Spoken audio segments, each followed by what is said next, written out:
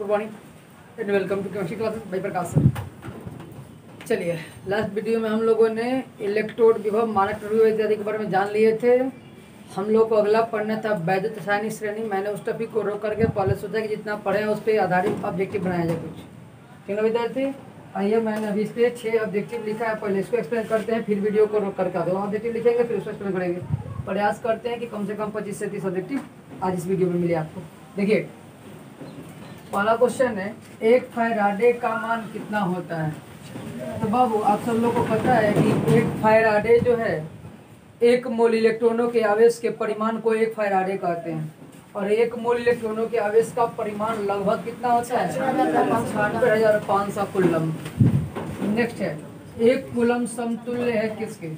विद्यार्थी आपको पता है एक इलेक्ट्रॉन पर आवेश होता है माइनस में 1.6 इंटू 10⁻⁻19 कूलम होता है। अब बताओ विद्यार्थी, जब इससे आप इसको डिवाइड करेंगे तो कितना मिलेगा जी? तो 1.6। देखिए तो ध्यान से, इधर एक कूलम बचेगा तो आएगा कि नहीं? 1/1.6 इंटू 10⁻⁻19 आएगा। इतना इलेक्ट्रॉन बाबू यहाँ पे -19 है, ऊपर जाएगा तो +19 होगा, 10 चला जाएगा तो 16 से 1.6 से 10 में भाग लगाएंगे तो 6.25 इंटू 10⁻18 मिलेगा। 6.25 इंटू 10⁻18 मिलेगा। बताइए तो कोई ऑप्शन है? नहीं। देखिए तो ऑप्शन हमारा सही आंसर क्या होगा? देखिए जानते हैं क्या होगा? हम फटाफट क्या कर दिया ना कि ऐसे ही ऑप्शन अपने मन से डाल दिए। तो एक काम करते हैं, कोई एक ऑप्शन यहाँ का चेंज कर दिया जाए, लिख देते हैं यहाँ पे कितना बाबू? 6.25 इंटू 10⁻18 इलेक्ट्रॉन्स और आंसर विल बी सी। ठीक है भाई, जानते हैं हम लोग मतलब बिना दिमाग लगाए ही ऑप्शन लिख देनी। खैर चलिए, हो गया। निम्न में सत्य कौन है बाबू? इसमें आप देख रहे होंगे कि ये चालकता के लिए है, तो चालकता बराबर चालकता इंटू सेल स्थिरांक होता है। यहाँ प्रतिरोध के लिए विशिष्ट प्रतिरोध इंटू एल बाई ये हो गया। वही बतवा यहाँ भी लिखा हुआ है। ये मोलर चालकता के लिए kappa into 1/3 molarity. That means की ऑल आर राइट, सभी सत्य हैं। बोलो, मोलर चालकता का मात्रा क्या होता है? याद है? सीमेंस सेंटीमीटर स्क्वायर प्रति मोल। आगे देखिए, किसी चालक तार की लंबाई को दोगुना करने पर उसके प्रतिरोध क्या होगा? दोगुना होगा। अच्छा भाई लोग, आइए आप लोग कहते हैं दोगुना होगा, हम कहते हैं 4 गुना होगा, कोई कहेंगे ना सर चौथाई होगा, कोई कहेगा कि ना सर आधा होगा। कुल मिला के क्या होगा देख लेते हैं। बाबू ये वाला जो यहाँ निकाले हैं समझ में आ गया, इसको मिटा देते हैं। विद्यार्थी अब एक बात ध्यान दीजिएगा, कहाँ आप लोग मिस्टेक करते हैं। बताओ विद्यार्थी, वैसे प्रतिरोध का फॉर्मूला होता है R = ρL/A। मान लीजिए कि प्रारंभिक लंबाई L है और अनुप्रस्थ का क्षेत्रफल। अब विद्यार्थी जो नया लंबाई है L' वो कह रहा है कि कितना हो गया? अरे लंबाई को दोगुना किए। अब बताइए विद्यार्थी कि वायर को लंबाएंगे तो उसका मोटाई उतना ही रह जाएगा, मोटाई घटेगा कि बढ़ेगा? तो बताओ बाबू, A' का वैल्यू हो जाएगा सीधा कितना? देखिए, जब लंबाई को आप दोगुना करेंगे यानी कि उसको लंबा रहे हैं खींच करके, जब उसकी लंबाई दोगुना होगा तो उसका क्षेत्रफल अपने आप कितना हो जाएगा? आधा हो जाएगा। अब बताओ विद्यार्थी कि नया जो R' आप निकालने जा रहे हो, ये रो इंटू एल के जब 2L पुट करेंगे, 2L बटा A/। अब ये 2 ऊपर जाएगा विद्यार्थी तो 2 दूना 4 इंटू ρL/। और इतना के लिए आप R पुट करते हो तो बताओ तो 4 इंटू R, यानी पहले वाले प्रतिरोध का कई गुना हो गया? और आंसर विल भी 4। थोड़ा सा केयर कीजिएगा, आसान सी था, आपके दिमाग में यही कंसेप्ट ना था इसलिए मिस्टेक किए थे लोग। बाबू ये फिजिक्स का भी क्वेश्चन है, अब तो यही कोई दिक्कत बा। नेक्स्ट, शुद्ध जल विद्युत का क्या होता है विद्यार्थी? आपको पता है, मैंने बताया भी है। और वही अशुद्ध जल जिसमें लवणता होती है, लवण होते हैं, वो क्या होते हैं विद्युत के? सुचालक होते हैं। चलिए इसको वीडियो को रोक करके आप नोट कर लीजिए। भाई 7वां क्वेश्चन है अपना, निम्न में से कौन एक वैद्युत अपघट्य का उदाहरण है। बबुआ मैंने बताया था कि NaCl यदि द्रवित अवस्था में है तो वह अपघट्य का एग्जाम्पल है या जलीय विलयन है तो, बट यहाँ कौन सा लिया गया है, तो ये कभी वैद्युत अपघट्य का एग्जाम्पल नहीं हो सकता। ठीक है विद्यार्थी, यूरिया कभी आयनों में नहीं टूट सकता, इसलिए विद्यार्थी वैद्युत अपघट्य का एग्जाम्पल कौन है, बी K2SO4। देखो तो चला यहाँ दिखाई देगा कि नहीं, ये वाला दिखाई दे रहा है बेटा, इसमें देखो उधर नहीं, हाँ तो देखिए वैद्युत अपघट्य का विद्यार्थी एग्जाम्पल हो वैद्युत अपघट्य का एग्जाम्पल हो सकता है यदि NaCl एक्वस लिखा हो तो, या फिर K2SO4 लिखा हो, यदि यह लिक्विड लिखा रहता है NaCl लिक्विड तो भी एग्जाम्पल हो सकता है। कुल मिला के कोई भी आयनिक कंपाउंड हो, जैसे मान लीजिए कि AgNO3 कोई भी आयनिक कंपाउंड है, यदि वह आयनों में टूट सकता है तो भाई एकदम आप आराम से बोल दीजिएगा क्या कि वह एक वैद्युत अपघट्य का एग्जाम्पल। आज बताओ निम्न में से कौन एक वैद्युत अनअपघट्य का मतलब जो आयनों में न टूटे, तो विद्यार्थी ग्लूकोज, यूरिया, सुक्रोज, ये तीनों के तीनों वैद्युत अनअपघट्य के एग्जाम्पल है। क्वेश्चन में पूछा गया है कौन नहीं है, मतलब कि सोडियम एसीटेट एक वैद्युत अपघट्य का एग्जाम्पल है, इसलिए ये कभी वैद्युत अनअपघट्य नहीं हो सकता। कौन जब एग्जाम्पल में दिया जा रहा है तो उसी प्रोसेस में दिया गया है ना कि वो उसका एक्वस सॉल्यूशन होगा या लिक्विडेशन किया जाएगा। आगे देखिए, निम्न में कौन एक दुर्बल वैद्युत अपघट्य है, बताए थे बाबू दुर्बल वैद्युत अपघट्य जो आंशिक रूप से आयनित होते हैं, सिल्वर एसीटेट। नेक्स्ट 10 नंबर, निम्न में कौन एक प्राथमिक सेल है, प्राइमरी सेल। पहचान बताए थे कि वे सभी सेल जिनको पुनः चार्ज न किया जा सके, तो बाबू प्राइमरी सेल का उदाहरण हो जाएगा कौन सा सेल, यस ध्यान में रखिएगा आप लोग कि बाबू पहला मैं मिटा दूं,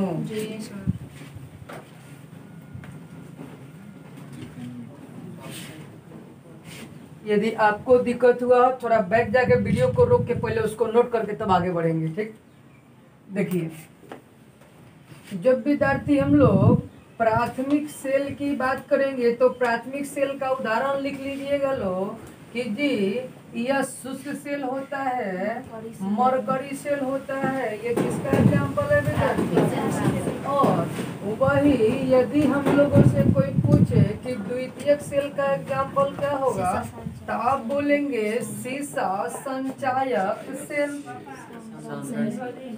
सांद्रण cell, yes nickel cadmium cell, ये सभी द्वितीयक सेल के उदाहरण हो जाएंगे। चलिए नेक्स्ट 11 नंबर, निम्न में से कौन एक द्वितीयक सेल का उदाहरण है, तो सीसा संचायक सेल, सांद्रण cell, nickel cadmium cell, all are the example of secondary cell. विद्यार्थी यहाँ देख रहे हैं हम लोग, निम्न में से किसका मानक इलेक्ट्रोड विभव शून्य होता है, यस कल ही बताए थे मतलब लास्ट वीडियो बताए थे कि हाइड्रोजन का मानक इलेक्ट्रोड विभव सबसे अधिक होता है, जितने तत्व हाइड्रोजन से अधिक क्रियाशील है उनका मानक इलेक्ट्रोड विभव ऋणात्मक होता है, और जिन तत्वों का जो तत्व हाइड्रोजन से निम्न क्रियाशील है उन सभी का मानक इलेक्ट्रोड विभव धनात्मक होता है।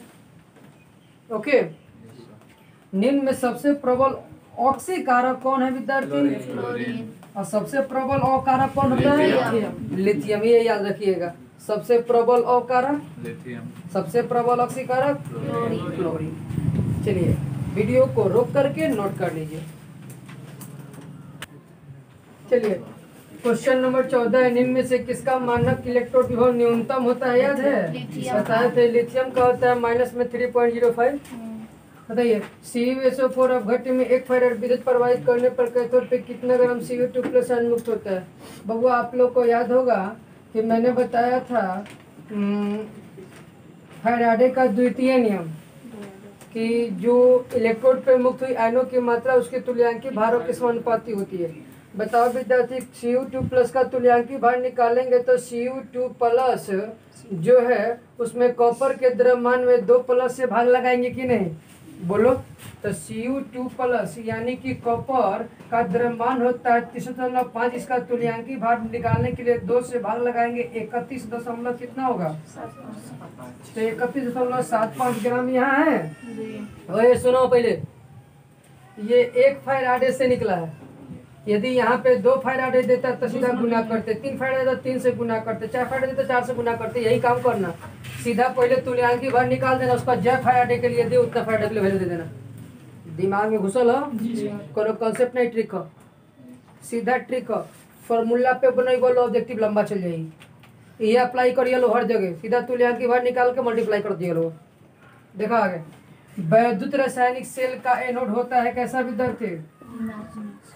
ऋणात्मक होता है। अगला है द्रवित NaCl के वैद्युत अपघटन से एनोड तथा कैथोड पर मुक्त होता है। बाबू द्रवित NaCl है, एनोड पे Cl2 और कैथोड पे Na मुक्त होगा। ये मैंने बताया था आप लोग को टॉपिक में। तो पहले बाबू एनोड पे मिलेगा Cl2, कैथोड पे Na, कुल मिला के आंसर विल बी बी। जलीय NaCl के वैद्युत अपघटन से, बताओ बाबू जलीय है एक्वस, जब इसका वैद्युत अपघटन होगा विद्यार्थी तो इसमें कैथोड पे मुक्त होगा हाइड्रोजन गैस। निम्न में जंग का सूत्र है क्या? NH2 Fe2O3 न होता है जी। यहाँ XYZ ABCD कुछ हो सकता है, तो तुम लोग संख्या रिप्रेजेंट करना है। चलिए ओके बाबू, इसको नोट कर लीजिए।